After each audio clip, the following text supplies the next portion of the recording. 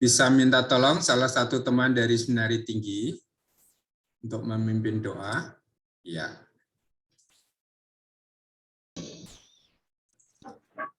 Marilah Romo dan para Pater, kita memulai pelajaran hari ini dengan doa. Dalam nama Bapa, Putra, dan Roh Kudus. Amin. Tuhan Allah kami yang maha baik, kami bersyukur telah diberikan kesempatan untuk berkumpul dalam kelas virtual ini. Berkatilah kami yang akan belajar pelajaran Injil Sinoptik dan juga nanti pelajaran KHK. Semoga Engkau memberikan berkat pada kami sehingga kami dapat fokus, dapat memahami apa yang diajarkan dan nantinya dapat membagikan semua ilmu itu kepada umat dan juga demi perkembangan kami. Demi Kristus Tuhan dan pengantara kami. Amin. Bapa, Putra, dan Roh Kudus. Amin. Terima kasih.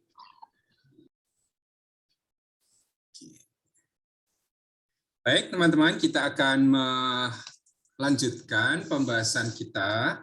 Minggu lalu kita sudah sampai pada kisah kanak-kanak yang secara detail memang tidak akan kita bahas, tetapi bahan-bahan itu bisa ditemukan di dalam macam-macam buku tafsir, ya, komentar tentang Injil Matius dan Injil Lukas terutama. Nah, di akhir pertemuan saya meminta supaya teman-teman juga mempersiapkan bahan yang akan kita bahas hari ini dan juga kemungkinan minggu yang akan datang. Ini salah satu bagian yang harus kita pelajari ketika kita membaca Injil-Injil Sinoptik. Satu bagian yang tidak terlalu besar, tetapi ini selalu menjadi pembuka dari seluruh rangkaian kisah tentang Yesus di dalam Injil-Injil Sinoptik. Dan seperti kita pahami, kisah tentang Yesus, pelayanan Yesus itu dimulai dengan kisah pelayanan Yohanes Pembaptis. Nah, saya selalu merasa perlu untuk meluangkan cukup waktu untuk pembahasan tentang Yohanes Pembaptis ini. Karena di satu sisi ini memunculkan perdebatan, ya, diskusi di antara jemaat perdana, terutama antara kelompoknya Yesus dengan kelompoknya Yohanes Pembaptis, yang dalam perjalanan sejarah ini memang punya gesekan-gesekan tersendiri. Ada banyak cerita di dalam Injil-Injil Sinoptik yang menunjukkan gesekan-gesekan itu, ya, tidak hanya di dalam Injil Sinoptik, tetapi juga di dalam Injil Yohanes misalnya.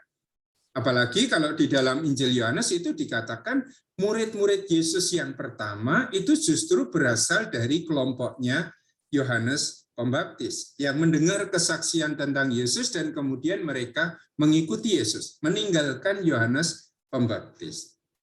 Sementara juga di dalam Injil-Injil Sinoptik masih kita temukan ya tanda-tanda atau indikasi-indikasi bahwa ada sesuatu yang tidak beres di dalam pergaulan dua kelompok ini, kelompoknya murid-murid Yesus dan kelompoknya murid-murid Yohanes. Pertanyaan-pertanyaan tentang murid Yohanes berpuasa, mengapa muridmu tidak? Ya, pertanyaan tentang siapa sebetulnya yang lebih besar, siapa yang sebetulnya lebih berwenang untuk membaptis, itu juga masih kita temukan di dalam beberapa bagian Injil Sinoptik. Di sisi lain, selain menampakkan gesekan-gesekan antar kelompok perguruan itu, antara kelompoknya Yesus dengan kelompoknya Yohanes, kisah tentang Yohanes Pembaptis ini dipergunakan oleh para penginjil untuk menunjukkan bahwa peristiwa hidup Yesus, ya, karya Yesus dengan sabda maupun mujizatnya dalam memberitakan kerajaan Allah, itu sebetulnya juga merupakan kelanjutan dari karya Yohanes Pembaptis. Apa yang diwartakan oleh Yesus dalam bagian yang sering kita sebut sebagai proklamasi Yesus. Di Markus bab 1 ayat 14-15 itu adalah kata-kata yang sebetulnya sama dengan apa yang diwartakan oleh Yohanes Pembaptis. Ya, bertobatlah, kerajaan surga sudah dekat. Kalau Yesus itu orang utara, orang Galilea, kok dia sampai berjalan ke selatan bersama dengan banyak orang Galilea yang lain, pergi kepada Yohanes Pembaptis, dibaptis oleh Yohanes Pembaptis, dalam perspektif historis ini kan juga menunjukkan bahwa sebetulnya Yesus juga punya ketertarikan, keterpikatan pada warta pertobatan yang dinyatakan oleh Yohanes. Nah, sekali lagi kita harus berpikir tidak dengan konsep orang Kristen zaman sekarang yang sudah punya pengenalan yang utuh tentang Yesus. Bahwa sedari awal mula Yesus itu adalah Sang Firman yang menjadi manusia. Bahwa sedari semula itu Yesus adalah Mesias. Bahwa sedari semula Yesus sudah dikenal sebagai anak Allah. Selalu harus kita mengingat bahwa gelar-gelar seperti itu, Mesias, anak Allah, Tuhan, Juru Selamat, itu adalah gelar-gelar yang kita sebut gelar post-Paskah. Gelar-gelar yang baru dipahami isinya oleh murid-murid Yesus sesudah peristiwa kebangkitan. Maka sebelum kebangkitan, Yesus tidak langsung dikenal sebagai Mesias. Yesus tidak langsung dikenal sebagai anak Allah. Yesus tidak langsung dikenal sebagai Juru Selamat. Dalam pertemuan yang lalu kan ada pertanyaan tentang mengapa Yohanes Pembaptis yang ada di dalam penjara harus mengutus dua muridnya tanya kepada Yesus, engkaukah yang harus kami nantikan, yang akan datang itu, atau haruskah kami menantikan orang lain lagi? Nah, mengapa pertanyaan itu aneh bagi kita? Karena kita merasa bahwa identitas Yesus sejak awal sudah dikenali oleh Yohanes Pembaptis di dalam peristiwa pembaptisan itu. Nah, kalau kita membaca Injil-Injil sinoptik, mari kita juga mengikuti jalur pengenalan yang dimiliki oleh para murid pada waktu itu, ya 2000 tahun yang lalu. Ketika mereka harus pelan-pelan mengenali siapa sebetulnya Yesus. Jadi tidak sejak awal Yesus itu hadir langsung dikenali, oh dia adalah Mesias, oh dia adalah anak Allah. Nah, pengenalan-pengenalan seperti itu kita katakan baru menjadi kokoh itu sesudah kebangkitan Yesus.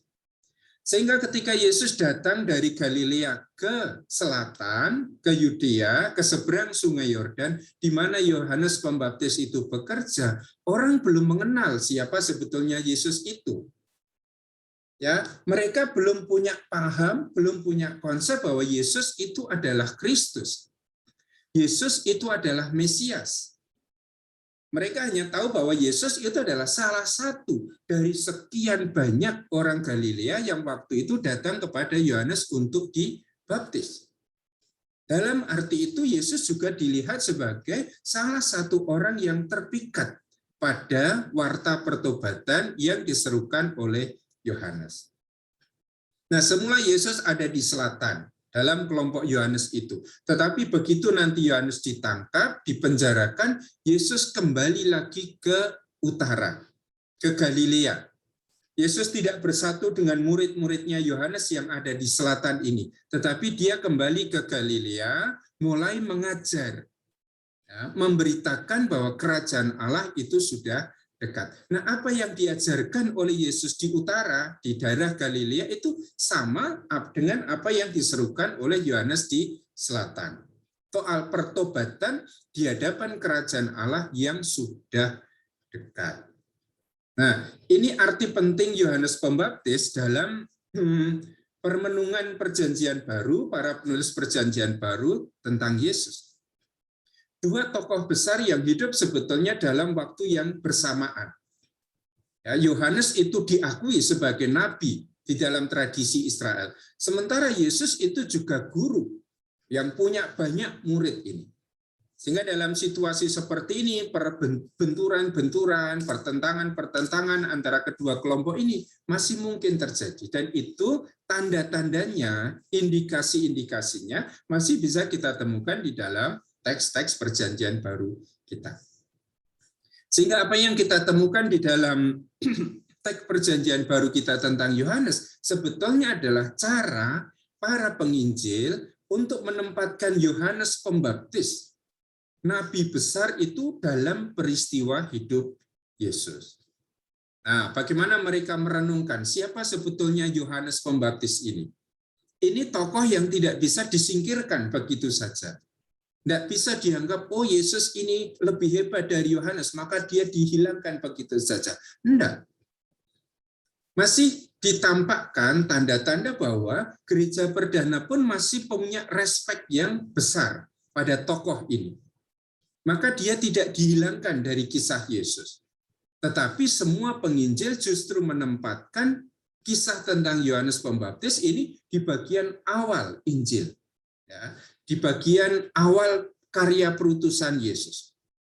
Sehingga kalau kita lihat Injil yang paling tua itu adalah Injil Markus. Injil Markus dibuka dengan peristiwa pewartaan Yohanes Pembaptis. Begitu juga yang dimiliki oleh Matius, dimiliki oleh Lukas. Begitu selesai dengan kisah kanak-kanak, mereka pasti memulai karya perutusan Yesus itu dengan kisah tentang Yohanes Pembaptis. Dan inilah cara jemaat Kristen perdana, termasuk para penginjil ini, untuk menempatkan Yohanes Pembaptis, sosok besar ini, dalam rangkaian seluruh peristiwa hidup Yesus. Siapa Yohanes Pembaptis ini sebetulnya? Nah, ini pertanyaan yang harus kita jawab dalam pertemuan kita hari ini, juga dengan nanti membaca teks yang sudah saya bagikan di LMS. Semalam saya berusaha untuk menerjemahkan, tetapi baru separuh, tapi lalu saya hentikan di situ karena saya yakin mahasiswa FTW itu kalau hanya bahasa Inggrisnya saya itu pasti masih dengan cepat itu menangkap. Maka tidak saya lanjutkan, silakan nanti dibaca, dicermati teks itu dengan satu pertanyaan, siapa sebetulnya Yohanes Pembaptis itu? Orangnya satu, ya, figurnya itu satu. Tetapi ketika ditampilkan oleh Markus, ketika ditampilkan oleh Matius, dinyatakan juga oleh Lukas, dan ditampilkan oleh Yohanes, ternyata Yohanes Pembaptis ini punya peran yang berbeda-beda. Karena tergantung pada perspektif masing-masing penginjil. Nah, di dalam bagian pengantar artikel itu, yang saya kirimkan di dalam LMS, itu adalah bagian dari disertasi saya waktu itu, ya, tentang Yohanes Pembaptis. Dengan perspektif diakronis, historis, mencoba melihat yang namanya kritik redaksi. Bagaimana seorang redaktor, penginjil itu mempergunakan bahan-bahan yang sudah ada tentang Yohanes Pembaptis, dan kemudian menggunakan bahan-bahan itu untuk membuat kisah tentang Yesus. Nah, di bagian awal itu saya katakan semua penginjil itu memulai karya perutusan Yesus, kisah tentang karya perutusan Yesus selalu berawal dari Yohanes Pembaptis.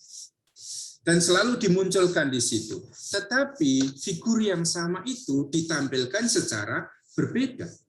Ada perspektif yang berbeda. Ada motif-motif teologi yang berbeda. Misalnya kalau Yohanes itu sangat kental dengan teologi atau dengan motif, Yohanes Pembaptis itu adalah saksi. Maka Yohanes Pembaptis itu tugasnya tidak membaptis, tetapi tugasnya adalah memberi kesaksian tentang Yesus.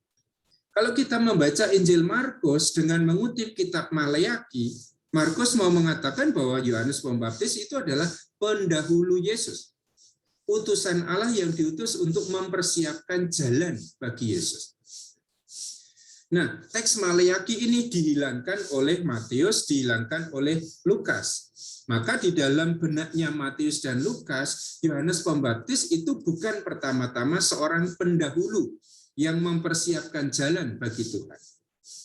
Tetapi yang dikutip oleh Lukas, oleh Matius adalah kitab Yesaya. Ada suara yang berseru-seru di padang gurun. Ya, persiapkanlah jalan bagi Tuhan. Maka di dalam benak penginjil seperti Matius, Lukas, lalu Yohanes ini pertama-tama adalah pewarta pertobatan.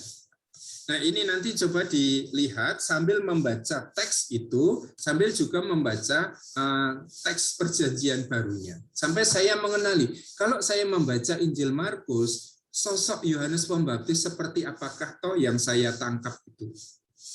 Kalau dibandingkan dengan Injil Matius, di mana sosok khasnya Yohanes Pembaptis menurut Matius? Di mana kekasan figur Yohanes Pembaptis menurut Lukas. Jadi Yohanesnya sama, tetapi ketika ditampilkan oleh 3 penginjil sinoptik yang berbeda, maka juga potretnya, gambarnya itu juga menjadi berbeda. Tidak berbeda dalam arti total berbeda, ya, karena teks-teks Perjanjian Lama yang diambil pun praktis sama, terutama dari kitab Yesaya.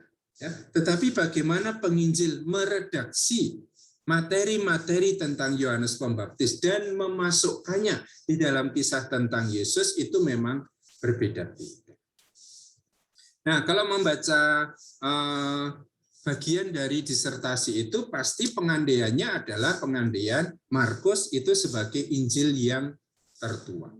Dan selain Markus, lalu Matius dan Lukas itu punya sumber yang kali lalu kita sebut sebagai sumber Q.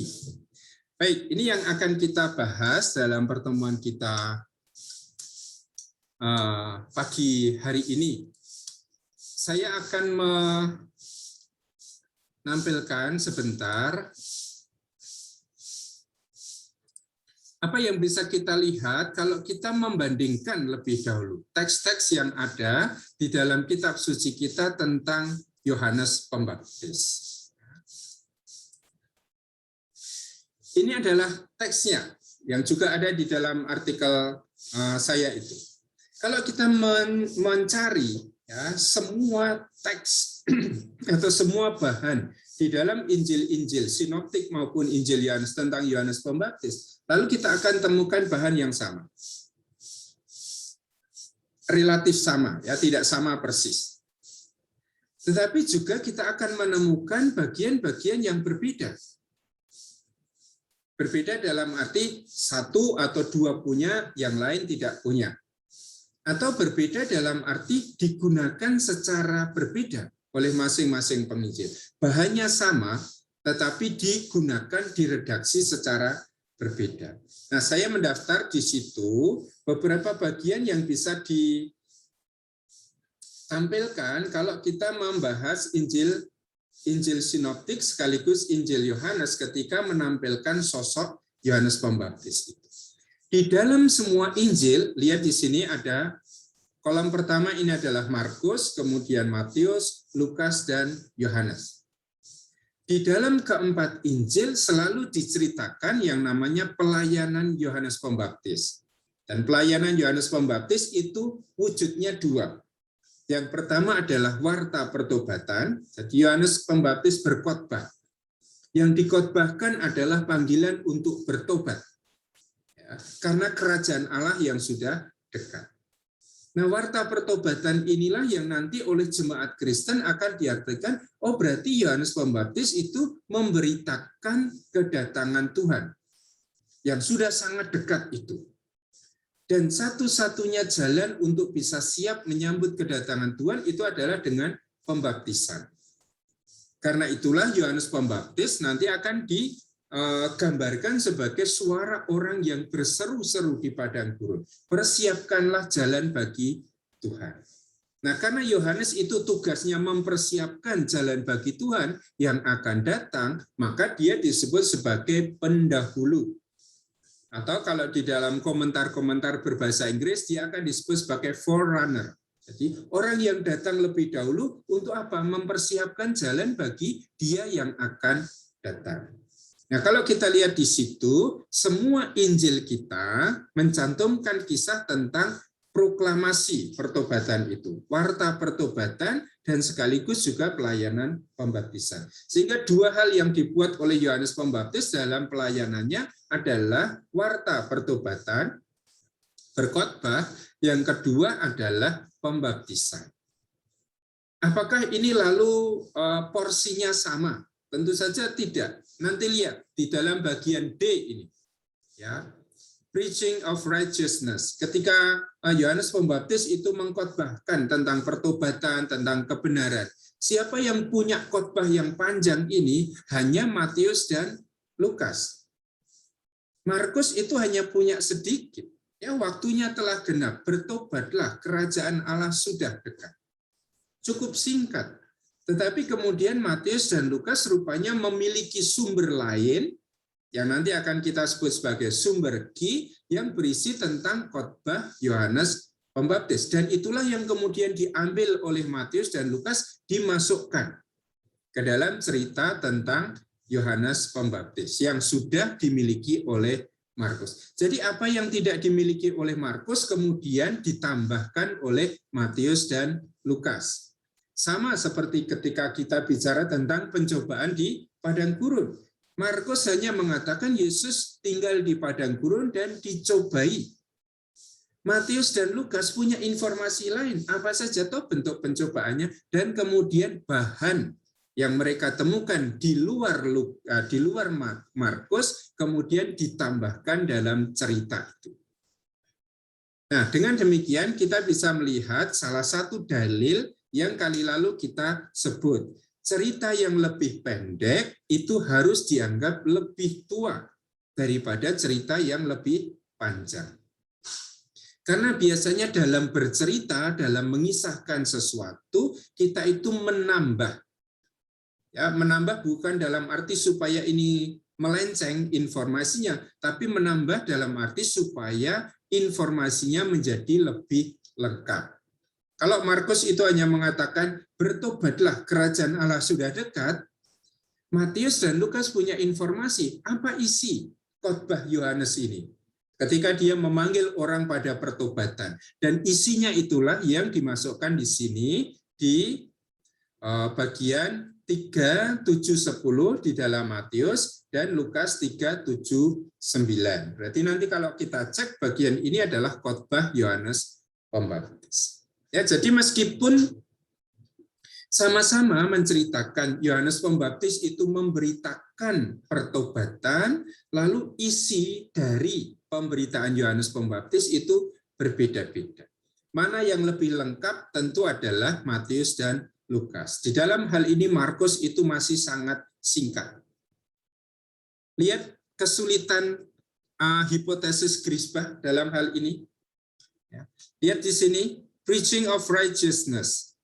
Ada Matius 3, 7, 10, Lukas 3, 7, 9. Markus tidak punya. Ya, karena Markus itu hanya mengatakan waktunya telah genap.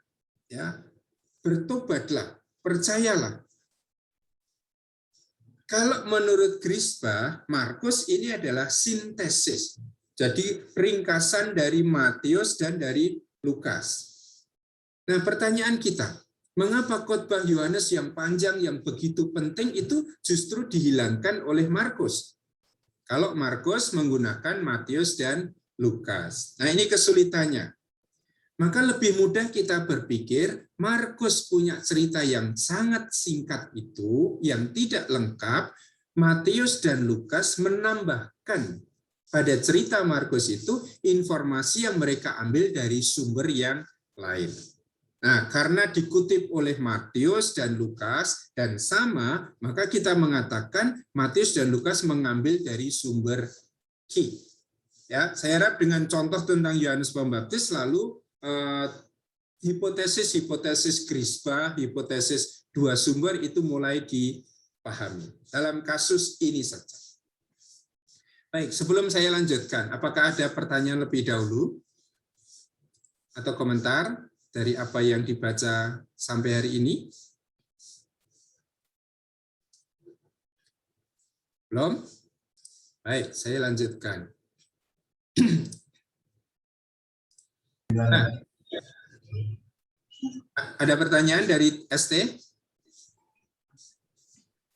Dari CC Romo. Ya, silakan. Sebentar, saya tutup sebentar. Ya, silakan. Terima kasih Romo. Mungkin pertanyaan saya ini, saya mengulang kembali apa yang pernah saya tanyakan di ketika masih tingkat 1 tentang Yohanes Pembaptis. Waktu itu diajar oleh Romo Heri. Kan dalam tradisi Yahudi, seorang guru itu memiliki murid-murid. Kemungkinan besar murid-murid inilah yang menceritakan atau menulis kisah dari gurunya itu. Waktu itu saya tanya, apakah Yohanes, kan kita tahu Yohanes kan punya murid, apakah Yohanes itu punya kitab sendiri? Waktu itu Romo Heri menjawab, kan dalam kitab suci jelas Yohanes semakin direndahkan, Yesus semakin ditinggikan. Dalam arti fokus utama Alkitab adalah Yesus sendiri. Yang mau saya tanyakan ke Romo, apakah ada semacam Alkitab atau tulisan mengenai Yohanes yang ditulis oleh para murid namun tidak diakui oleh gereja, begitu Romo? Kitab apokrif. Iya. Ya, ya sampai sekarang kita tidak memiliki bentuknya, ya, wujudnya. Tentu saja dalam tradisi masa lalu seorang seperti Yohanes Pembaptis ini bisa saja punya biografi, ya, dituliskan kisahnya oleh murid-muridnya. Mungkin saja, ya, karena itu sesuatu yang umum terjadi. Tokoh tertentu itu mendapat dibuatkan biografi.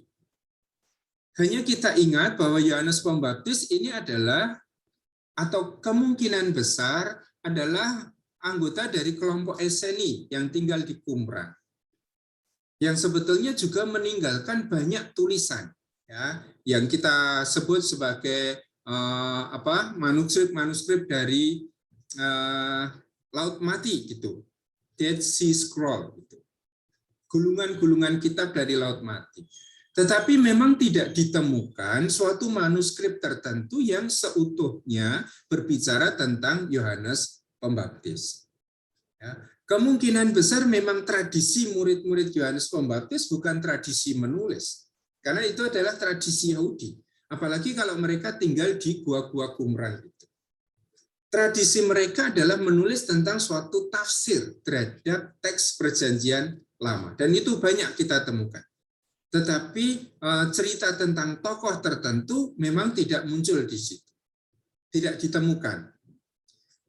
Lalu informasi-informasi tentang Yohanes Pembaptis sebetulnya banyak kita temukan, banyak dalam arti lebih banyak daripada informasi tentang Yesus, justru dari sejarawan Yahudi yang namanya Yosefus itu. Maka dia bercerita tentang Yohanes Pembaptis yang diakui sebagai salah satu nabi besar pada zaman itu.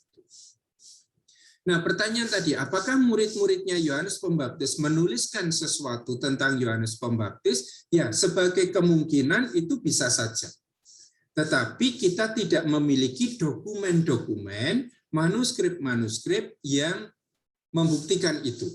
Artinya manuskrip yang sepenuhnya bicara tentang Yohanes Pembaptis. Mengapa itu tidak terjadi? Kemungkinan justru karena Yohanes Pembaptis ini ada di dalam tradisi Eseni, tradisi Qumran itu, yang fokusnya bukan pada pribadi Yohanes Pembaptis, tapi fokusnya itu ada pada teks-teks Perjanjian Lama yang kemudian mereka baca, mereka renungkan, mereka tafsirkan, dan itu semua ditulis.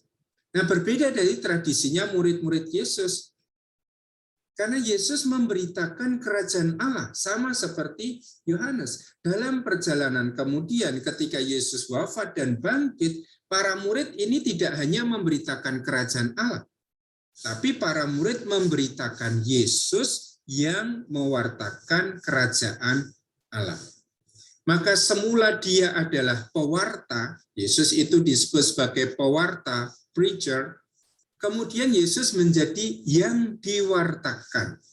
Diwartakan oleh siapa? Diwartakan oleh para muridnya. Maka kemudian fokus pandangan perhatian para murid ada pada figur Yesus itu. Dan dengan demikian lalu dibuatlah apa yang kita kenal sebagai Injil, yang secara umum itu memang mirip dengan yang namanya biografi, ya, kisah tentang hidup Yesus. Tetapi tentang Yohanes Pembaptis memang kita tidak menemukan suatu manuskrip, dokumen yang sepenuhnya bicara tentang riwayat hidupnya. Tetapi kan pasti di antara kelompok murid-murid Yohanes, apalagi kalau benar seperti yang dikatakan oleh penginjil Yohanes, sebagian murid-murid Yesus itu berasal dari kelompoknya Yohanes Pembaptis, pasti masih ada kenangan akan Yohanes Pembaptis. Nah, murid-murid Yohanes Pembaptis inilah yang kemudian memberikan cerita, ya, di tengah-tengah jemaat Kristiani tentang siapa Yohanes Pembaptis. Dan sumber lisan inilah yang kemudian juga lama-kelamaan mulai ditulis. Jadi kita tidak menemukan suatu manuskrip yang yang bisa membuat kita yakin bahwa murid-murid Yohanes itu juga menulis sesuatu tentang Yohanes Pembaptis. Begitu? Semoga jelas. Masih ada tanggapan atau pertanyaan yang lain?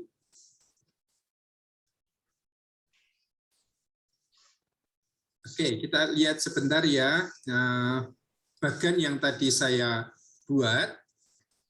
Ketika Yohanes Pembaptis itu ditampilkan oleh keempat penginjil, lalu ada beberapa bagian yang bisa kita amati. Ya, bagian yang di dalam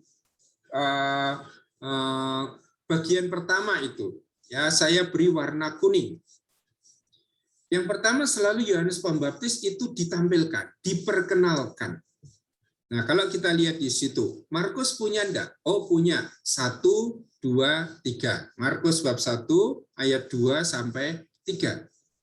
Informasi yang sama juga ada di dalam Injil Matius bab 3 ayat 1 sampai 3. Ada di dalam Injil Lukas 3, 4 sampai 6. Ada di dalam Injil Yohanes bab 1 ayat 23. Maka Yohanes Pembaptis ini ditampilkan. Nah, selalu Yohanes Pembaptis ini ditampilkan tidak hanya dengan pekerjaannya, tetapi ditampilkan dengan referensi perjanjian lama. Siapa tahu sebetulnya Yohanes Pembaptis ini? Tadi dalam pengantar kan saya katakan, ada suatu gesekan untuk selalu mempertanyakan di antara kelompoknya Yohanes dan kelompoknya Yesus. Siapa tahu sebetulnya Yesus? Siapa sebetulnya Yohanes Pembaptis? Apa relasi antara dua orang ini? Nah, salah satu cara untuk mengenali siapa itu Yohanes Pembaptis adalah dengan mereferensi pada perjanjian lama. Di dalam perjanjian lama ditemukan beberapa teks yang membantu jemaat Kristiani untuk mengenali siapa sebetulnya Yohanes Pembaptis. Dan teks yang sangat banyak digunakan itu terutama adalah teks dari kitab Yesaya. Maka sekarang buka Markus bab 1 ayat 2 sampai 3. Mari kita buka. Markus bab 1 ayat 2 sampai 3. Ya. Inilah permulaan Injil tentang Yesus Kristus anak Allah. Seperti ada tertulis dalam kitab Nabi Yesaya. Ya, perhatikan. Kutipan dari Yesaya 40 ayat 3 yang nanti akan muncul tentang suara yang berseru-seru di padang gurun itu terdapat di semua Injil. Markus, Matius, Lukas, maupun Yohanes. Dan ini menunjukkan bahwa Yesaya 40 ayat 3 ini secara tradisional dipergunakan oleh jemaat Kristen untuk mengidentifikasi Yohanes. Kalau jemaat Kristen bicara tentang Yohanes Pembaptis, mereka bicara tentang Yohanes Pembaptis sebagai suara yang berseru-seru di padang gurun. Ada kecocokannya tidak? Ya, Yohanes itu bekerja di padang gurun di selatan. Ya, di tepi Yordan, di sekitar Yordan. Dia memberitakan pertobatan, dia membaptis orang-orang yang bertobat itu di sungai Yordan. Maka selalu ada unsur yang cocok antara apa yang dihidupi oleh Yohanes Pembaptis, apa yang terjadi dalam peristiwa Yohanes Pembaptis, dan apa yang diwartakan dalam perjanjian lama. Unsur yang menyatukan itu adalah suara yang berseru-seru. Karena Yohanes Pembaptis itu juga bersuara, berkhotbah, ya, memanggil orang pada pertobatan. Unsur paralel yang kedua adalah soal padang gurun. Karena Yohanes juga berseru-seru di padang gurun. Nah, dua hal ini juga terdapat di dalam kitab Yesaya. Ada suara yang berseru-seru di padang gurun. Nah, dengan demikian lalu teks Yesaya ini dianggap, oh ini cocok untuk bicara tentang Yohanes Pembaptis. Ya, maka secara tradisional teks Yesaya 40 ayat 3 itu dipergunakan oleh jemaat Kristen untuk mengidentifikasi siapa sebetulnya Yohanes Pembaptis. Nah, tentu tidak cukup hanya berhenti dengan merenungkan tentang suara, tentang padang gurun, tetapi melihat lagi kitab Yesaya 40 itu ada di mana toh? Atau suara yang berseru-seru di dalam kitab Yesaya itu ada dalam konteks apa? Nah, konteksnya adalah tentang kedatangan Tuhan. Ya, kalau nanti kalau Tuhan itu datang, lalu akan ada utusan Allah. Diutus untuk berseru-seru supaya orang mempersiapkan jalan bagi Tuhan.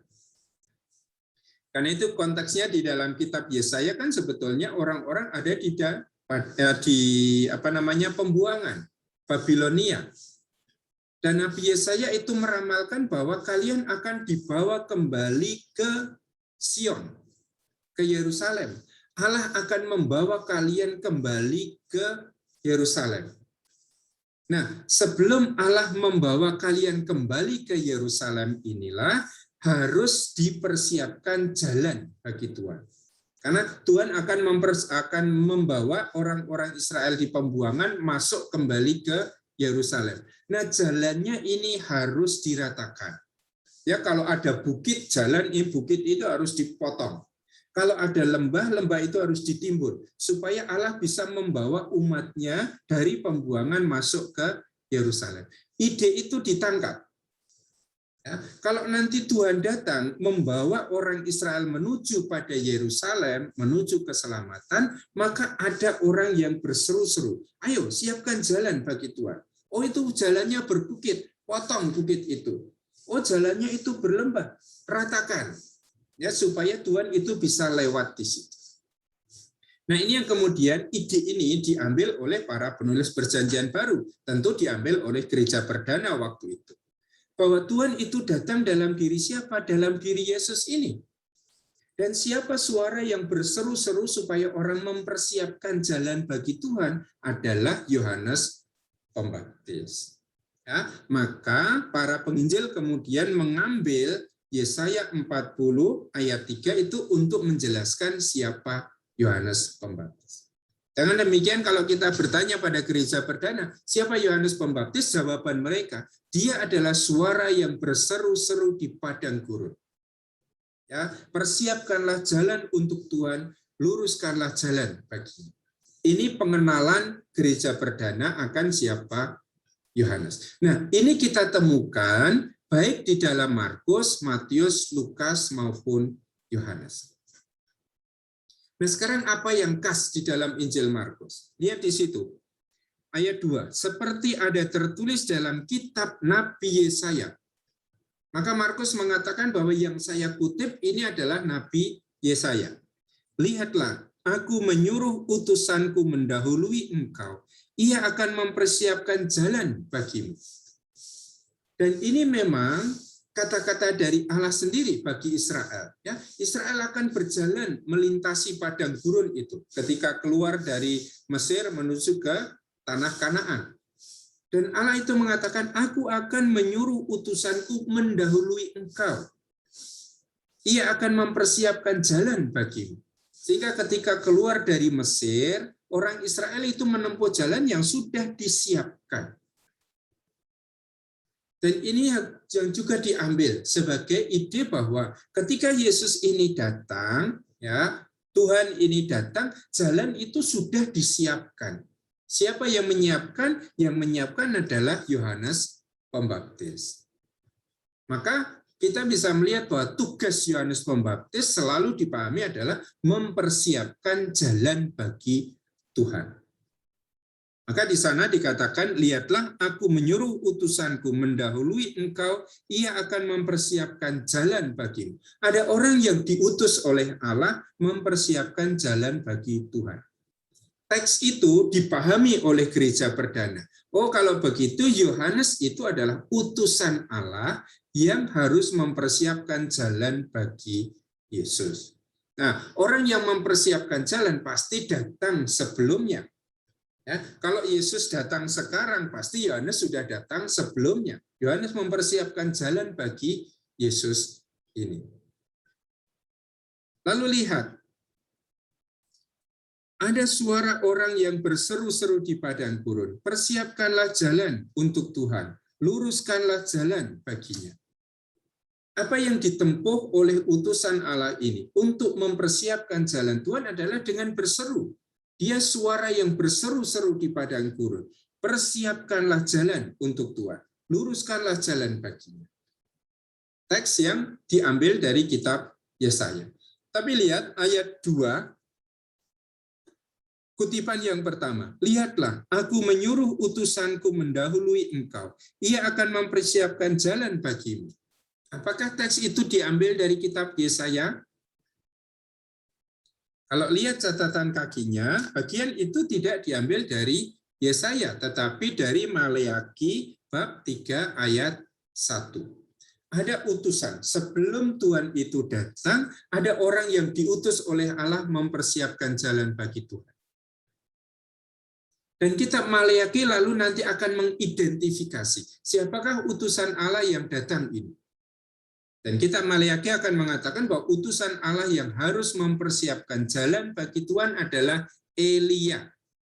Jadi Nabi Elia yang dalam tradisi Israel dipahami ketika dia akhir hidupnya, dia terangkat dengan kereta berapi itu ke langit. Dan dibayangkan bahwa dia akan datang lagi. Dan Maleaki mengatakan utusan Allah yang diutus untuk mempersiapkan jalan bagi Tuhan itu adalah Elia. Coba lihat kitab Maleaki bab 5.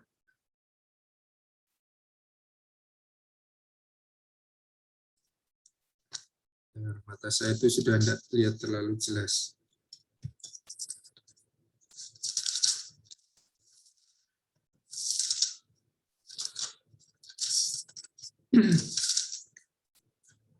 Bab 4 ayat 5. Ya, kitab Maleaki bab 4 ayat 5. Sesungguhnya aku akan mengutus Nabi Elia kepadamu menjelang datangnya hari Tuhan yang besar dan dahsyat itu. Nah, inilah yang dalam tradisi Yahudi itu lalu muncul gagasan. Kalau nanti Tuhan itu datang, termasuk Sang Mesias itu datang, kedatangannya akan dipersiapkan oleh Elia. Maka Elia akan datang dulu mempersiapkan jalan bagi Tuhan, Tuhan baru akan datang. Itulah sebabnya kemarin ketika Yesus bertanya, menurut orang, kata orang, siapakah aku ini? Ya, dan kemudian para murid mengatakan, ada yang mengatakan engkau adalah Yohanes Pembaptis. Ada yang mengatakan engkau adalah Elia. Ya, artinya nabi utusan Allah yang akan datang mempersiapkan jalan bagi Tuhan. Nah, sekarang teks itu dipergunakan oleh komunitas Kristiani. Dan komunitas Kristiani membaca teks itu untuk mengidentifikasi siapa Yohanes, tokoh besar pada zaman itu.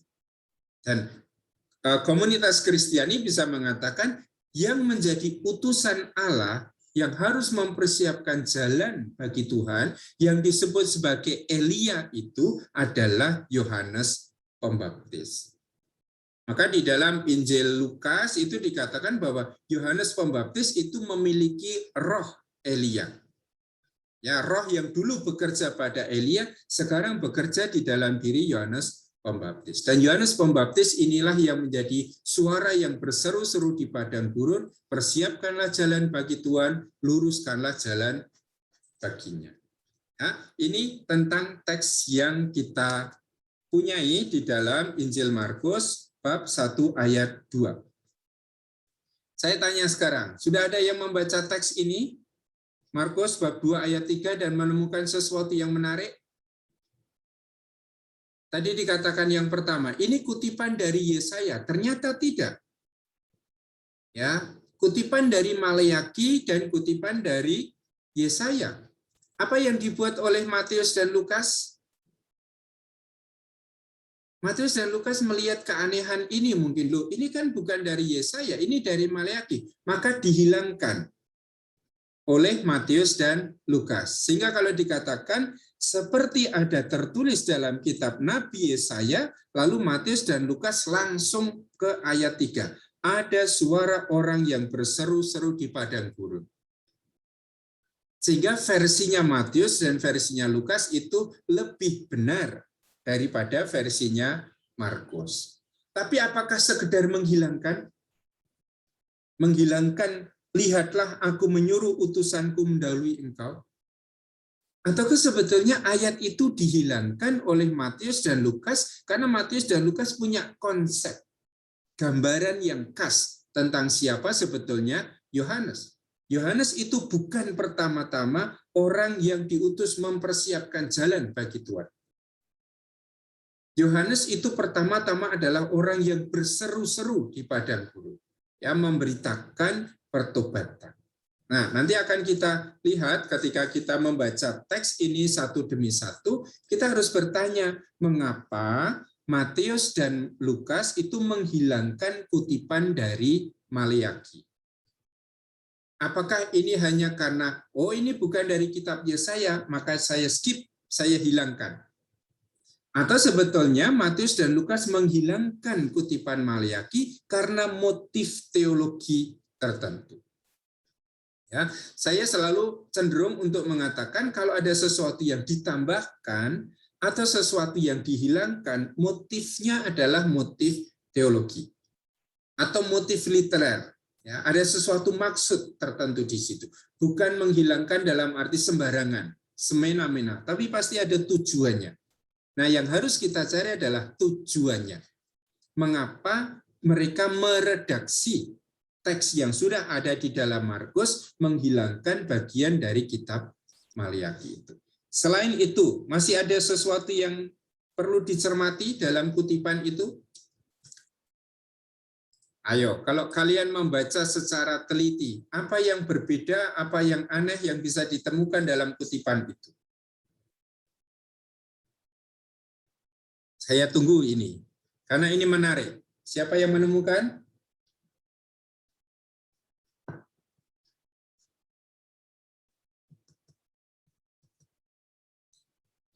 Kemarin kan saya pesan supaya teks tentang Yohanes Pembaptis dibaca. Nah, saya yakin sudah dibaca, tapi dibaca dengan sekilas atau dibaca dengan sambil mendalami itu pasti berbeda. Siapa bisa melihat? Apa yang khas, apa yang unik, apa yang sebetulnya ini merupakan kerja redaksi. Ada suatu teks dokumen yang sudah jadi diredaksi. Diredaksi itu maksudnya diedit, diubah-ubah, ditambah atau dikurangi, dibolak-balik tempatnya. Ayat 3, sudah saya tunjukkan ayatnya. Apa yang harus dicermati dari ayat 3, dari kerja redaksi penginjil? Penambahan Romo yang ayat 7. Penambahan di ayat 7. Ada orang Farisi di situ. Di mana? Di Injil? Injil Matius.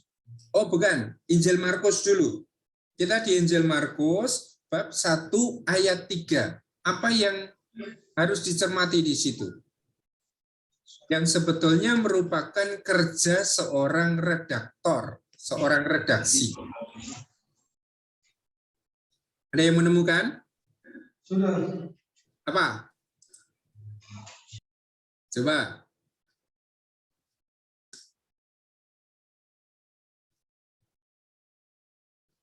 Kalau kalian membaca komentar yang paling jelek sedunia, buku saya itu pasti ketemu di situ. Apa yang perlu dicermati di ayat 3 dan membuat kita mengerti, oh ini kerja seorang redaktor itu seperti ini. Ya, besok setelah selesai struktur kita akan bicara tentang kritik sumber, kritik bentuk, kritik redaksi. Sekarang saya sekilas dulu. Ya, ini adalah kerja seorang redaktor. Coba dicari. Saya tidak akan terlalu membahas terlalu banyak ya, tapi saya akan memberikan contoh.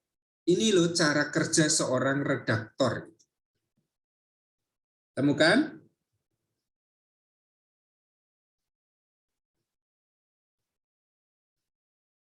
Baik, coba CSSR 2 mencermati dengan baik ayat 3. Bab 1 ayat 3. Markus 1 ayat 3. CSSR 1 mencermati Yesaya 40 ayat 3. Bisa? Sekarang pertandingan dulu ya, CSSR 1 dan CSSR 2. Saya dihilangkan di sini. CSSR 2 tadi membaca Markus bab 1 ayat 3. CSSR 1 membaca Yesaya 40 ayat 3. Coba dibaca ayat 3. Markus 1 ayat 3. Ada suara orang yang berseru-seru di padang gurun. Persiapkanlah jalan untuk Tuhan, luruskanlah jalan baginya. Sekali lagi, diingat sambil didengarkan urutan katanya, ya. Coba. Ada suara orang yang berseru-seru di padang gurun. Persiapkanlah jalan untuk Tuhan, luruskanlah jalan baginya. Oke, jadi menurut Markus, Yesaya ngomong seperti itu. Ada suara orang yang berseru-seru di padang gurun. Persiapkanlah jalan untuk Tuhan. Sekarang CSSR 1 membaca keras-keras Yesaya 40 ayat 3. Ada suara yang berseru-seru, persiapkanlah di padang gurun jalan untuk Tuhan, luruskanlah di padang belantara jalan raya bagi Allah kita. Oke, sekali lagi. Sekali lagi. Ada suara yang berseru-seru, persiapkanlah di padang gurun jalan untuk Tuhan, luruskanlah di padang belantara jalan raya bagi Allah kita. Sekarang CSSR 1 dan CSSR 2 menemukan tidak ada perbedaan di situ. Apa bedanya? Ada mau. Baik. CSSR 2, apa bedanya? Ada penambahan orang di situ. Di Markus ada penambahan orang. Di Markus ada penambahan orang. Oke. Lain? CSSR 1?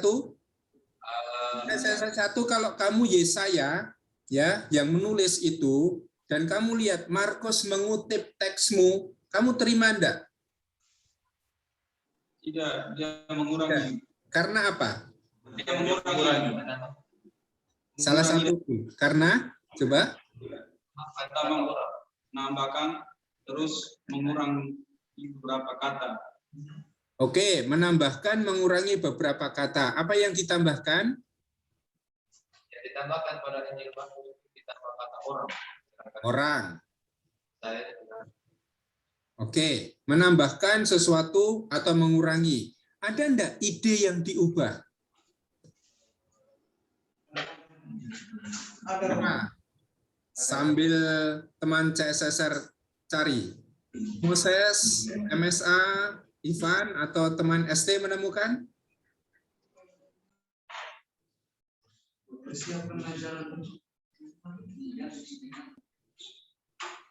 Tentang luruskanlah jalan tuh, Romo. Luruskanlah jalan sudah ada. Persiapkanlah jalan ada. Apa yang secara konsepnya diubah? Tidak sama itu.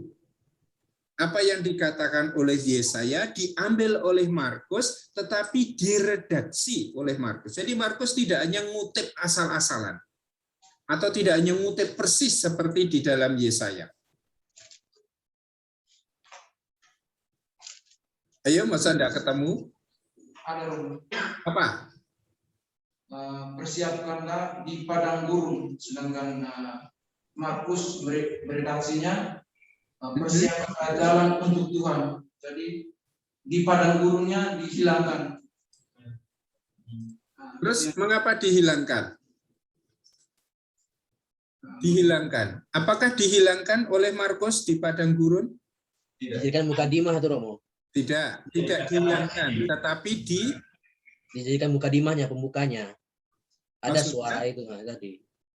maksudnya Dipindahkan bagian awal, Romo. Ada Jadi yang suara- posisi di padang gurun tuh naik ke atas, Romo. naik ke atas untuk memberi keterangan apa? Coba sekarang perhatikan, di dalam kitab Yesaya, di padang gurun, memberi keterangan untuk apa? Jalan itu. Ayo, itu Romo. jalan itu Pak. Ya, Romo, ya. saya melihatnya begini Romo, di ayat di Markus ayat 3 itu ada suara orang yang berseru-seru di padang gurun. Di situ ada titik 2, ada apa itunya? Tanda bahasan titik 2. Oke. Sementara di Yesaya bab 40 ayat 3 itu ada suara yang berseru-seru. Itu kan sudah ada perbedaan. Oke. Ada Titik perbedaan. duanya kalau Yesaya di mana? Titik duanya. Di berseru-serunya saya sampai di berseru-seru. Ada suara yang berseru-seru, titik 2. Lalu di padang gurunnya jadi apa? Sedikit lagi Moses, sedikit lagi. Ya, sebentar, Bro. Sementara di Yesaya ini padang gurun itu adalah tempat yang harus dipersiapkan. Tempat di mana jalan Tuhan, jalan bagi Tuhan itu harus dipersiapkan, ya. Jadi di padang gurun di dalam kitab Yesaya itu maksudnya adalah tempat di mana jalan bagi Tuhan itu harus dipersiapkan. Tadi kan saya mengatakan, Yesaya itu mengatakan, bagi kalian orang di pembuangan ini, kalian akan dibawa oleh Allah menuju ke Yerusalem. Lihat dari Babilonia menuju Yerusalem itu harus menempuh padang gurun itu. Maka supaya Allah itu bisa membawa umatnya sampai ke Yerusalem, harus dipersiapkan jalan. Jalannya di mana? Di padang gurun. Maka di padang gurun dalam kitab Yesaya itu menjelaskan tempat di mana jalan itu harus dipersiapkan. Jelas? Jelas. Sekarang Markus. Apa bedanya dengan Markus? Dia tidak menunjuk bahwa harus dipersiapkan di padang gurun. Jalannya tidak harus dipersiapkan di padang gurun. Oke, tapi lalu di padang gurun itu di Markus digunakan untuk apa? Memberi keterangan apa? Yohanes, orang. Memberi keterangan tentang Yohanes sebagai orang yang berseru-seru di padang gurun. Lihat bedanya enggak? Kalau di dalam Yesaya, di padang gurun itu adalah tempat di mana jalan itu harus kalian persiapkan. Kalau di dalam Injil Markus, di padang gurun itu adalah tempat di mana Yohanes itu berseru-seru. Tempat di mana suara itu berseru-seru. Paham? Paham ya? Nah, sehingga penginjil itu menggunakan teks Yesaya 40 ayat 3 untuk menjelaskan siapa Yohanes. Ya, Yohanes itu berseru-seru. Dan di mana Yohanes berseru-seru? Di padang gurun. Maka tadi saya katakan, apa yang menghubungkan Yesaya 40 ayat 3 dan Markus 1 ayat 3 adalah padang gurun, adalah berseru-seru suara. Ya, di dalam Markus juga ada padang gurun, ada berseru-seru. Hanya di dalam teks Yesaya, padang gurun itu adalah tempat di mana jalan bagi Tuhan itu harus dipersiapkan. Sementara teks Markus itu menggunakan di padang gurun untuk memberi keterangan di mana suara itu berseru-seru. Nah, mengapa ini diubah oleh Markus? Karena kenyataannya Yohanes itu bekerja di mana toh? Yohanes bekerja di padang gurun. Maka dalam paham ini, apa yang dikatakan oleh Yesaya diterapkan pada diri Yohanes sebagai suara yang berseru-seru di padang gurun. Lalu di mana jalan itu harus dipersiapkan? Tidak di padang gurun, karena mereka itu orang-orang yang nanti akan kembali ke tempat masing-masing. Yohanes memang di padang gurun. Tetapi pertobatan itu tidak harus dilakukan di padang gurun, tapi dalam hidup sehari-hari mereka. Memang salah satu bentuk pertobatan pada zaman itu adalah masuk ke padang gurun. Syuf itu berbalik dari kehidupan sehari-hari di kota. Orang-orang Eseni itu menarik diri dari kehidupan kota. Para imam yang biasa berkumpul di Bait Allah menarik diri dari kehidupan kota ke padang gurun. Ya, ke gua-gua di sekitar yang kita sebut sebagai Qumran itu, di sekitar Laut Mati. Dan itu salah satu bentuk pertobatan. Ya. Maka kalau selalu dikatakan pertobatan itu kaitannya dengan padang gurun, ya memang dalam tradisi mereka orang yang bertobat itu orang yang masuk ke padang gurun. Nah, ini yang kita kenal sebagai salah satu kerja redaksi. Ya, maka meskipun sama mengambil suatu teks dari Yesaya 40 ayat 3, Markus itu tidak mengambil letterlek begitu saja. Tetapi Markus sedikit meredaksi, mengubah Yesaya 40 ayat 3 supaya teks Yesaya 40 ayat 3 itu bisa digunakan untuk menjelaskan siapa Yohanes. Bisa dipahami maksud saya? Ya, sama-sama mengutip nanti, tetapi tidak dikutip begitu saja. Nah, untuk zaman kita ini boleh tidak mengutip dengan cara seperti itu. Ya, kalau zaman kita ini mengutip seperti itu harus diberi catatan kaki. Kalau tidak mengutip memberi catatan kaki, kita pasti dianggap itu menjiplak. Apalagi kalau kita sampai mengubah. Di padang gurun yang di dalam Yesaya adalah tempat di mana jalan harus dipersiapkan, di Injil Markus itu menjadi tempat di mana Yohanes itu berseru-seru. Oke, ini salah satu contoh yang nanti dalam perjalanan kemudian akan kita kenal sebagai kerja redaktor yang bisa kita pelajari dengan teknik yang namanya kritik redaksi. Oke, ada pertanyaan tentang hal ini?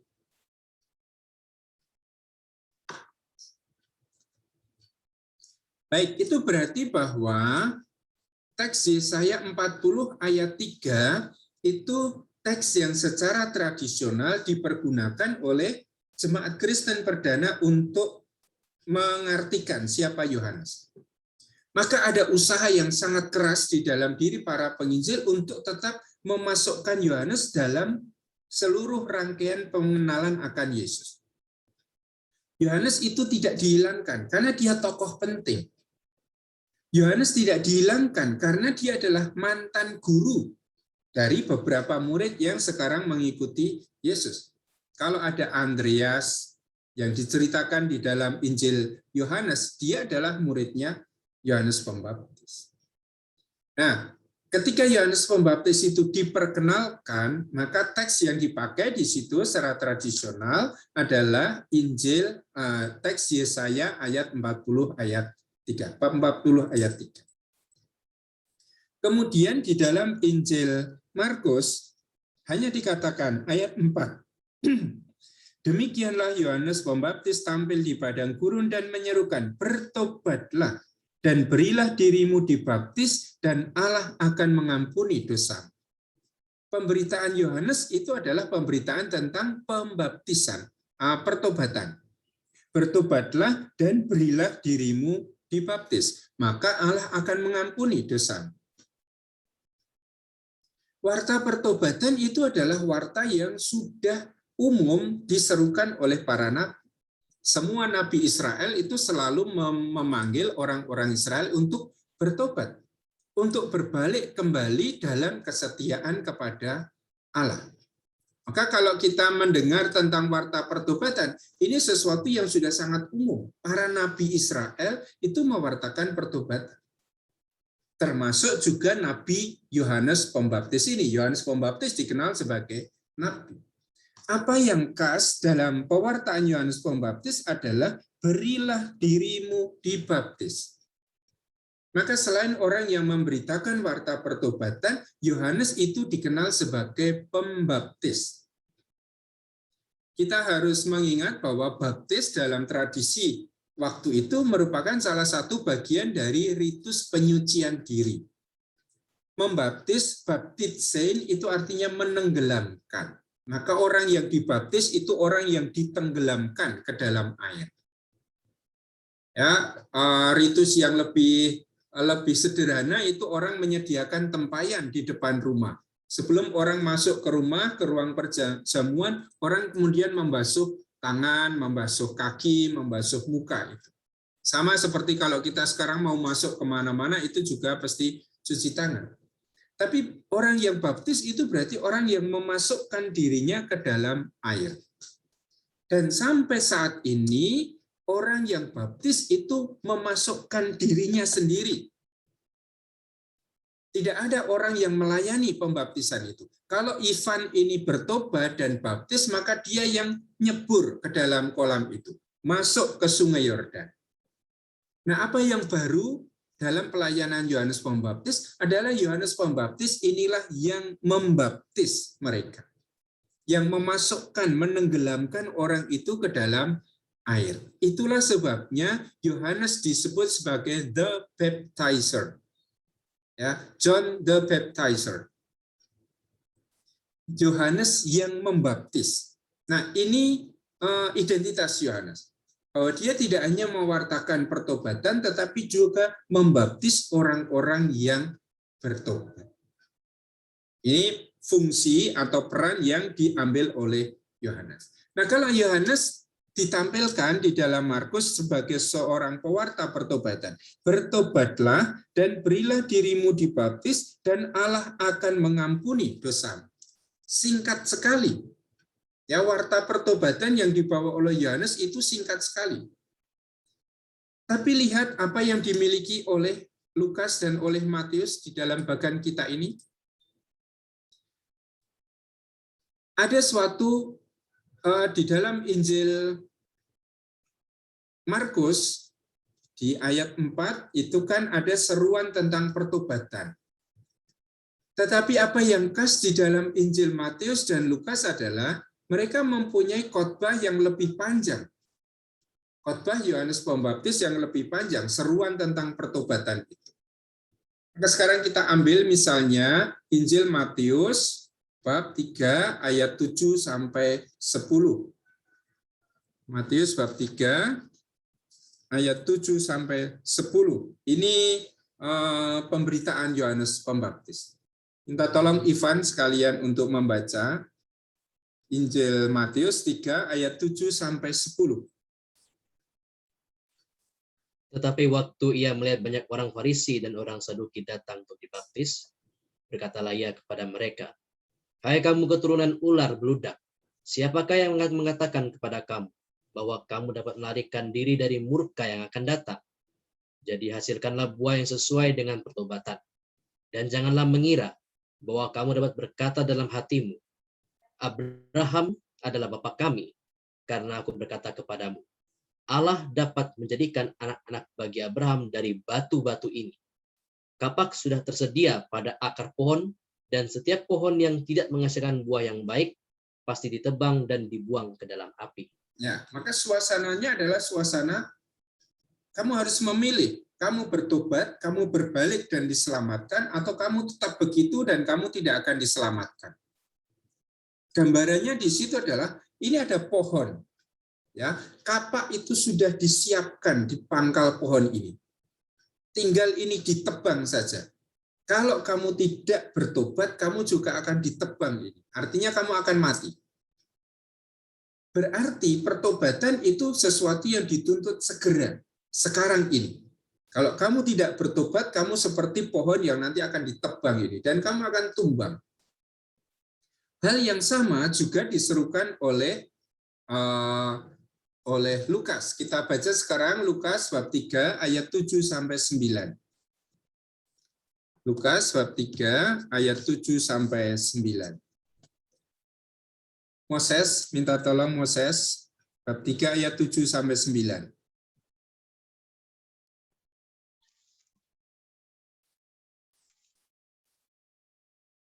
Lalu ia berkata kepada orang banyak yang datang kepadanya untuk dibaptis, katanya. Ya, berhenti sebentar. Apa bedanya dengan Matius? Yesus omong, Yohanes Pembaptis ini omong kepada siapa di dalam Matius tadi, Ivan?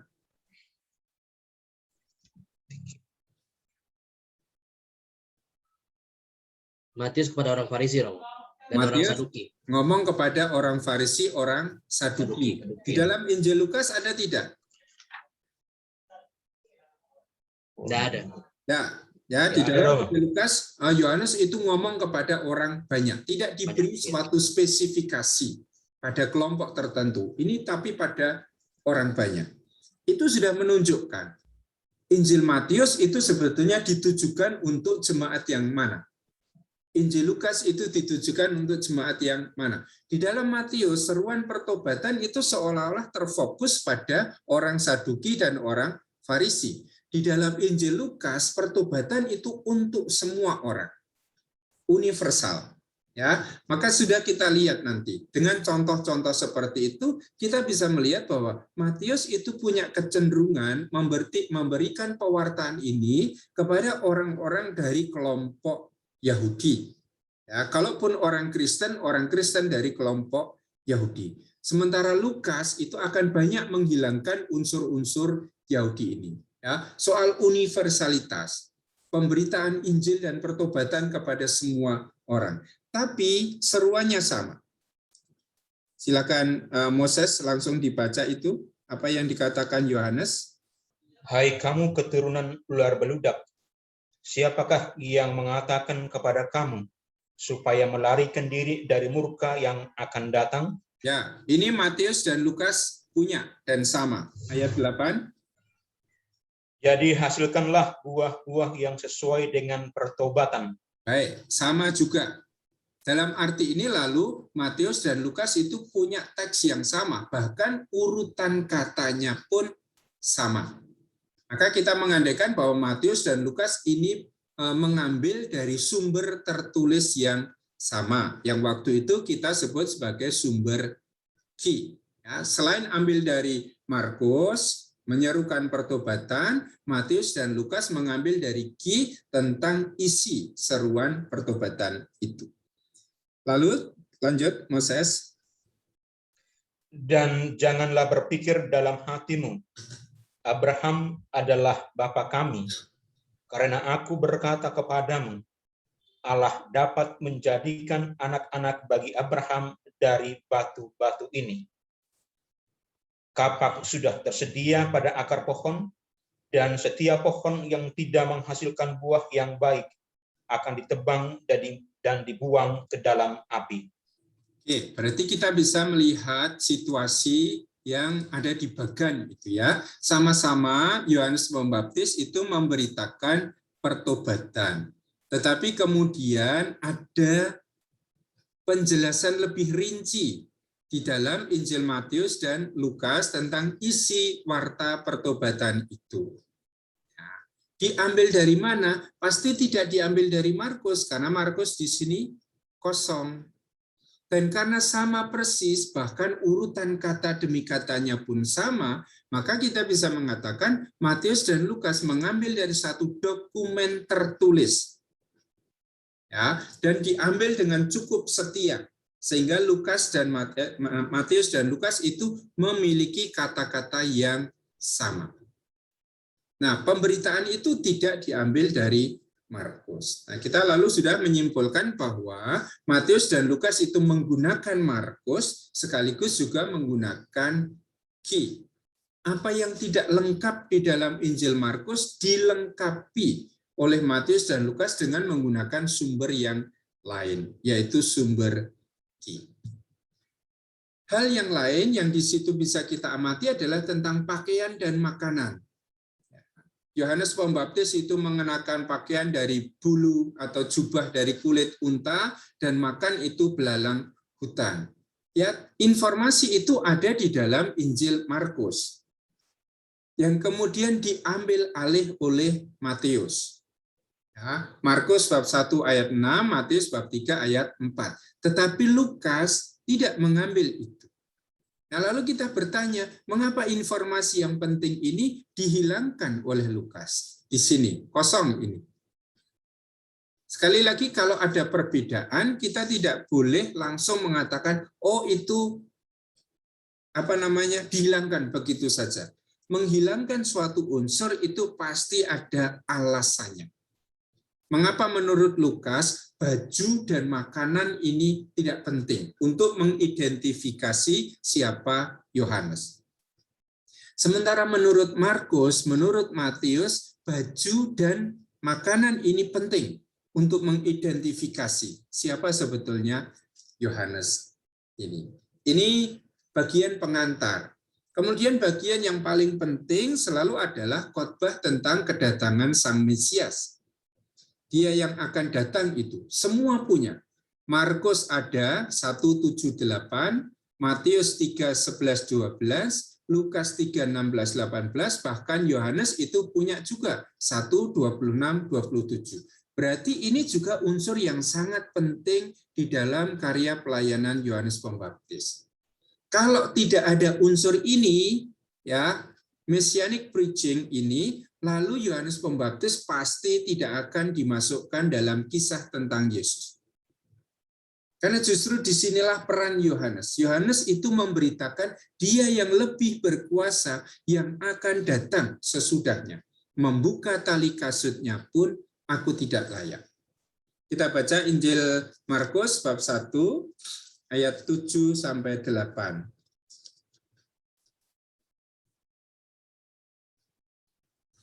Markus bab 1 ayat 7-8. Inilah yang diberitakannya.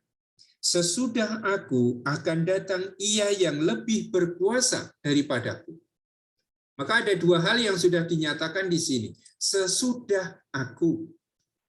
Ya, tadi kan Markus itu dengan mengutip kitab Maleaki, Allah akan mengutus utusannya mempersiapkan jalan bagi Tuhan. Lalu ada kesan bahwa Yohanes itu datang sebelum Tuhan datang. Yohanes datang sebelum Yesus. Maka dia mengatakan sesudah aku, ya, akan datang ia yang lebih berkuasa daripadaku. Ya, Yohanes ini mempersiapkan jalan bagi dia yang lebih berkuasa yang akan datang itu. Membungkuk dan membuka tali kasutnya pun aku tidak layak. Dan ini lalu dengan memberi informasi seperti ini, Markus mau mengatakan, oh memang Yohanes Pembaptis datang lebih dahulu.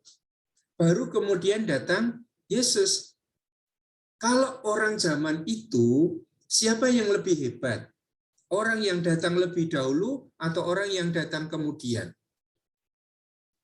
Orang yang membaptis atau orang yang dibaptis? Orang yang pertama kali menyerukan pertobatan atau orang yang kemudian meniru, melanjutkan warta pertobatan itu? Siapa yang datang lebih dahulu? Siapa yang memberitakan warta pertobatan lebih dahulu? Maka ada diskusi, oh yang memberitakan pertama kali adalah Yohanes. Maka sebetulnya Yohanes lebih besar daripada Yesus. Nah, dalam diskusi seperti ini, Markus selalu mengatakan, Yohanes itu mengatakan, sesudah aku akan datang ia yang lebih berkuasa daripadaku. Mau dikatakan apa? Memang aku datang lebih dahulu. Ya, saya ini datang lebih dahulu daripada Yesus, tapi dia lebih berkuasa daripada aku.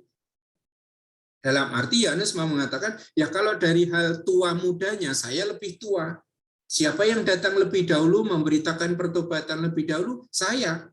Tetapi dia yang datang sesudah aku lebih berkuasa daripada aku. Ini unsur hal pertama yang selalu dikatakan oleh Yohanes. Jadi dia yang akan datang sesudah Yohanes lebih berkuasa dari Yohanes. Membungkuk dan membuka tali kasutnya pun aku tidak layak. Padahal yang biasanya itu tugasnya membungkuk dan membuka tali kasut itu adalah budak. Maka Yohanes itu mengatakan, jadi budaknya Yesus pun aku tidak layak. Nah ini yang selalu ditambahkan, Yohanes itu selalu melihat Yesus itu sebagai figur yang lebih berkuasa. Apalagi informasi di bawahnya. Aku membaptis kamu dengan air, tetapi ia akan membaptis kamu dengan Roh Kudus. Ya. Kalau aku membaptis kamu di Sungai Yordan dengan air untuk pertobatan, dia akan membaptis kamu dengan Roh Kudus. Mana yang lebih hebat? Yang membaptis dengan air atau yang membaptis dengan Roh Kudus? Ya, yang membaptis dengan Roh Kudus. Mana yang lebih hebat? Yang datang dahulu atau yang datang terakhir? Yohanes sendiri mengatakan, aku datang lebih dahulu, tetapi dia yang akan datang sesudah aku lebih berkuasa daripada aku.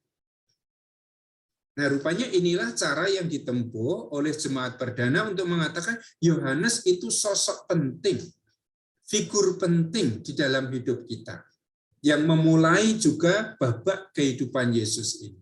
Tetapi sepenting apapun Yohanes, dia selalu masih lebih rendah daripada Yesus. Ya, Yesus lebih berkuasa daripada Yohanes Pembaptis. Yesus ini akan membaptis dengan Roh Kudus, sementara Yohanes itu membaptis dengan air. Ya, jadi di satu sisi jemaat perdana, para penginjil tidak mau membuang cerita tentang Yohanes Pembaptis. Cerita tentang Yohanes Pembaptis selalu ada karena dia tokoh besar yang dihormati. Tetapi sekaligus dalam perbandingan dengan Yesus, Yohanes Pembaptis itu tidak sejajar. Tetapi Yohanes Pembaptis selalu ditempatkan di bawah Yesus. Yesus lebih tinggi daripada Yohanes Pembaptis. Di semua Injil, sampai nanti di Injil Yohanes, Yohanes Pembaptis itu selalu kalah kalau dibandingkan dengan Yesus. Maka tadi siapa yang mengatakan dalam Injil Yohanes, Yohanes itu mengatakan dia harus menjadi lebih besar dan aku harus menjadi lebih kecil. Dan itu pola yang selalu kita temukan. Tetapi semuanya itu mau menampakkan kepada kita bahwa jemaat Kristiani perdana itu masih menaruh hormat, respek pada tokoh besar ini, pada Yohanes Pembaptis ini. Dalam kenyataannya, Yesus semula datang kepada Yohanes, mendengarkan pemberitaan oleh Yohanes, dan dibaptis oleh Yohanes. Kalau dalam perspektif orang zaman dahulu, tidak ada masalah itu. Yesus orang dari Galilea datang kepada Yohanes, tertarik pada warta pertobatan, dan kemudian dibaptis oleh Yohanes. Tidak ada masalah. Masalah akan muncul kapan? Masalah akan muncul sesudah Yesus bangkit dan diakui sebagai anak Allah. Dan diakui sebagai Mesias. Lalu murid-murid Yesus yang sudah percaya bahwa Yesus adalah Mesias anak Allah akan melihat lagi ke belakang. Dalam peristiwa ketika Yesus dibaptis oleh Yohanes. Muncul lagi perdebatan. Lihat gurumu itu dulu dibaptis oleh guru kami. Dibaptis oleh Yohanes. Berarti dia di bawah Yohanes, di bawah guru kami. Kesulitan lagi muncul karena orang sudah mengimani bahwa Yesus adalah Mesias anak Allah. Bagaimana mungkin Mesias anak Allah kok dibaptis dengan baptis pertobatan? Nah, ini kesulitan yang muncul bukan zaman Yohanes Pembaptis, tetapi kesulitan yang muncul pada zaman kita ini karena kita sudah mengimani bahwa Yesus adalah anak Allah. Ya, sehingga kita punya kesulitan besar untuk memahami bahwa anak Allah itu dibaptis oleh Yohanes dengan baptis pertobatan. Tapi kalau peristiwa pembaptisan Yesus ditempatkan pada zamannya, pada masanya, orang tidak punya kesulitan untuk memahami. Maka nanti setelah pembaptisan ada suara dari langit. Di dalam Injil Matius, di dalam Injil Markus, di dalam Injil Lukas, suara itu menyerukan kepada Yesus, Engkaulah anakku yang kukasihi, kepadamulah aku berkenan. Dalam Injil Matius, suara itu memberi pewahyuan kepada orang yang hadir di situ tentang siapa Yesus. Inilah anakku yang kukasihi, kepadanyalah aku berkenan. Sehingga peristiwa pembaptisan itu sekaligus juga menjadi peristiwa pewahyuan tentang siapa sebetulnya Yesus. Tapi harus selalu diingat bahwa ketika Yesus dibaptis, orang belum tahu bahwa dia adalah Mesias. Ketika Yesus dibaptis, orang belum mengakui, belum mengerti bahwa dia adalah anak Allah. Ya, identitas Mesias, anak Allah, baru nanti dikenali sesudah peristiwa wafat dan kebangkitan. Maka coba kalau membaca Injil jangan membaca dengan dogma-dogma kita. Tapi kalau membaca Injil ikuti langkah demi langkah. Ya, apa yang dialami oleh para murid, oleh orang-orang di sekitar Yesus pada zaman itu. Mereka belum langsung mengenal Yesus sama seperti kita. Sehingga kalau kita membaca teks kitab suci, kita itu sudah punya pengetahuan tentang Yesus jauh lebih banyak daripada orang-orang yang ada di dalam kisah itu. Meskipun Petrus itu adalah murid yang pertama, tapi pengenalan dia akan Yesus dalam tahap yang paling awal itu lebih sedikit. daripada pengenalan kita. Karena kita sudah berulang kali membaca Injil, merenungkannya, mendengarkan khotbah, sehingga tahu siapa Yesus. Tapi Petrus masih harus pelan-pelan mengenal siapa Yesus. Sampai pada akhirnya Yesus bertanya, menurut orang, kata orang, siapakah aku ini? Oh, ada yang mengatakan kau Yohanes Pembaptis, ada yang mengatakan kau Elia, ada yang mengatakan kau Yeremia, ada yang mengatakan kau salah satu dari nabi yang akan datang. Sampai Yesus bertanya, menurut kamu siapakah aku? Dan Petrus mengatakan, engkau adalah Mesias dari Allah. Maka pelan-pelan Petrus dan murid-murid yang lain mengenal siapa Yesus. Begitu juga jalur pengenalan gereja perdana akan Yohanes Pembaptis. Tokoh yang besar itu dihormati. Cerita tentang Yohanes tidak dihilangkan, tetapi cerita tentang Yohanes justru dipergunakan untuk mengawali seluruh rangkaian kisah tentang Yesus. Baik, tenggorokan saya sudah perih. Apakah ada pertanyaan atau tanggapan lebih dahulu? Silakan.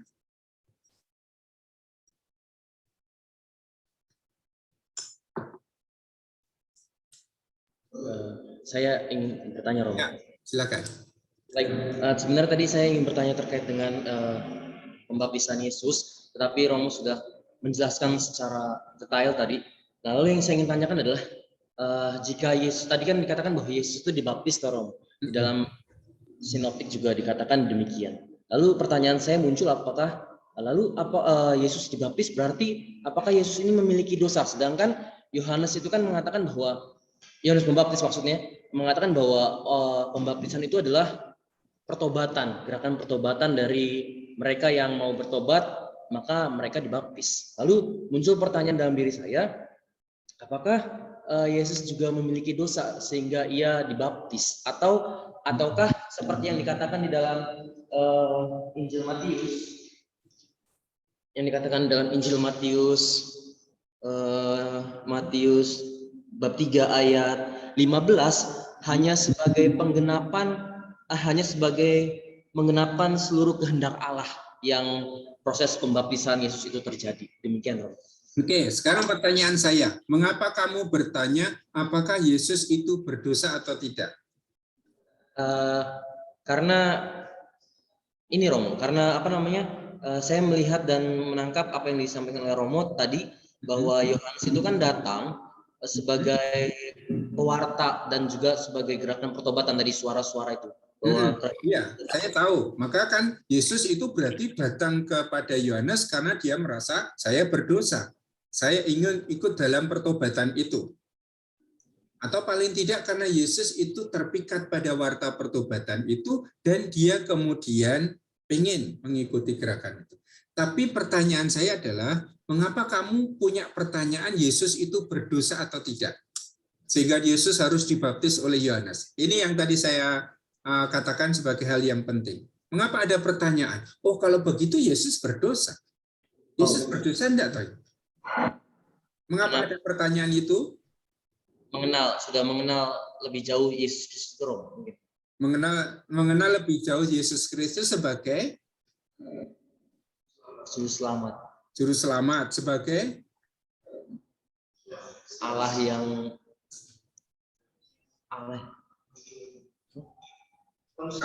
Kalau awalnya Injil Markus, inilah permulaan Injil tentang Yesus, anak Allah. Yesus Kristus, anak Allah.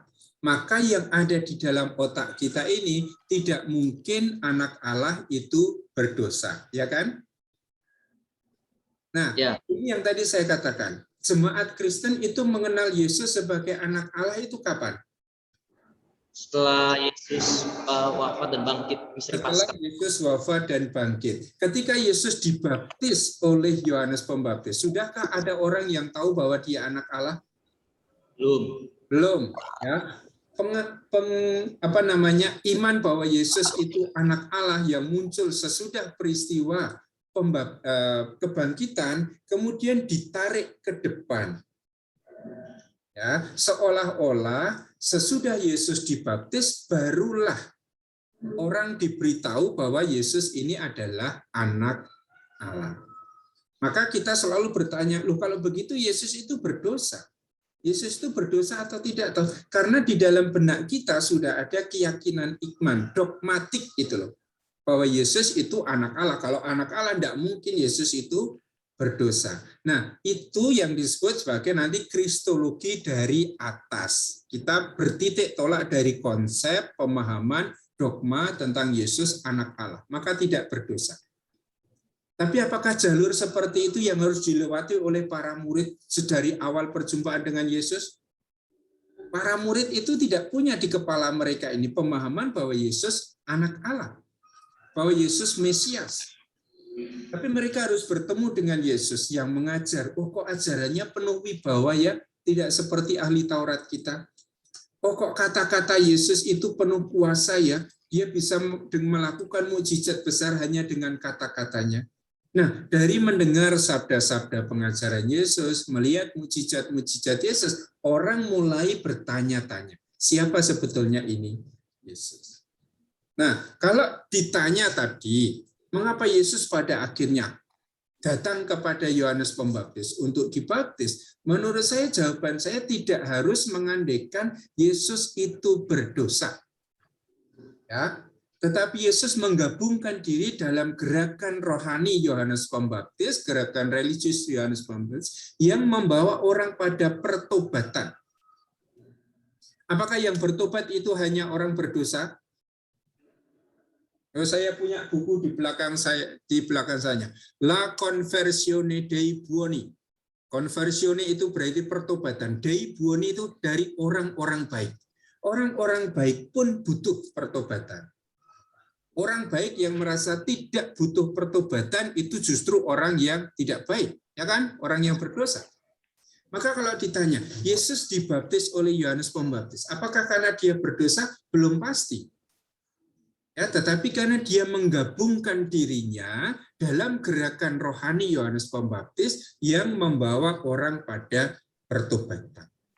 Apakah ada orang yang merasa tidak berdosa? Ya mungkin ada. Seperti pemuda yang bertanya kepada Yesus, guru yang baik, perbuatan baik apa yang harus saya lakukan supaya saya masuk kerajaan Allah? Yesus bertanya, apa yang dilakukan kitab suci? Yang mana? Ini. Semua sudah kuturuti, apalagi yang kurang?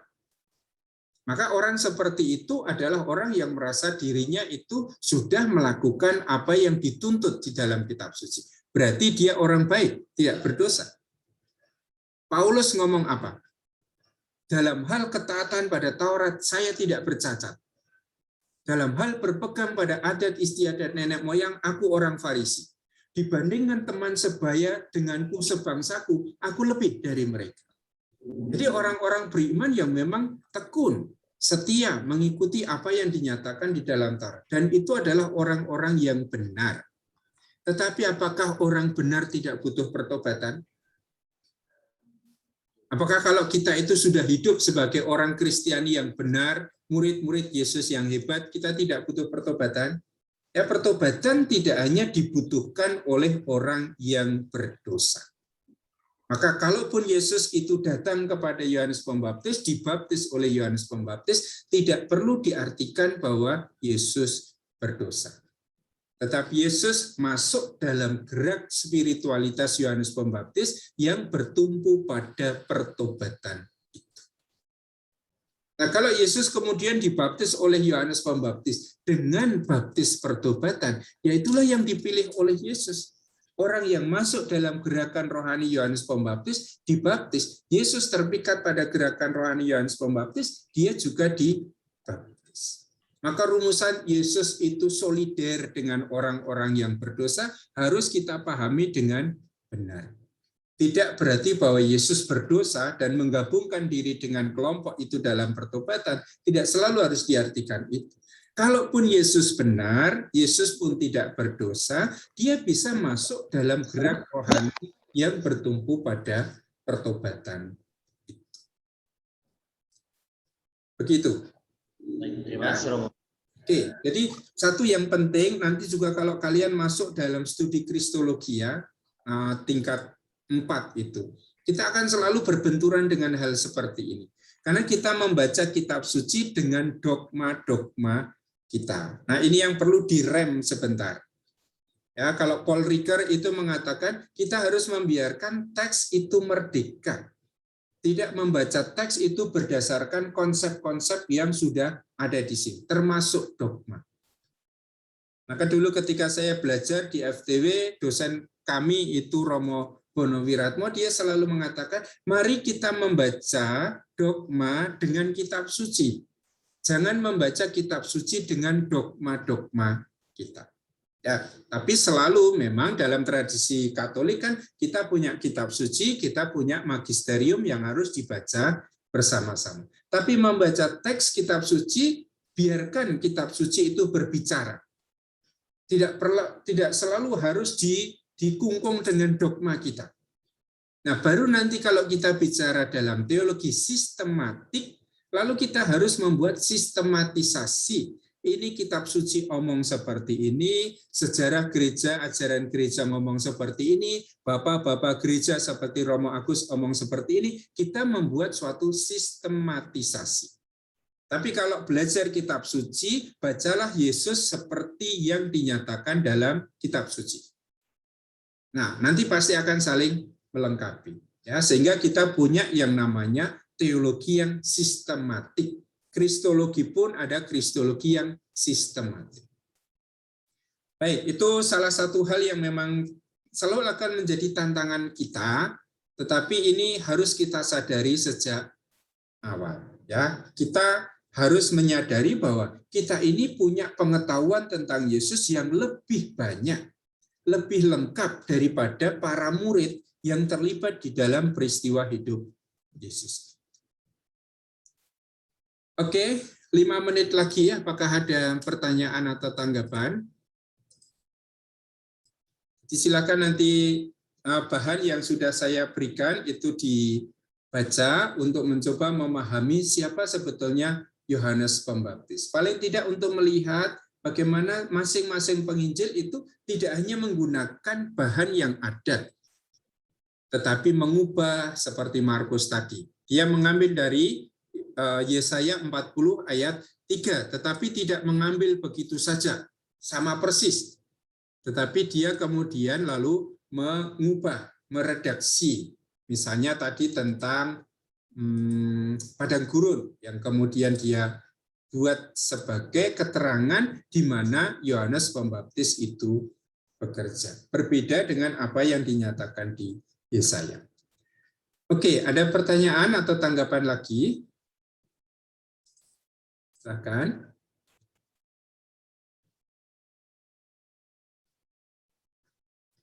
Baik, kalau tidak silakan nanti kalian melanjutkan dengan studi pribadi dari teks yang saya bagikan itu.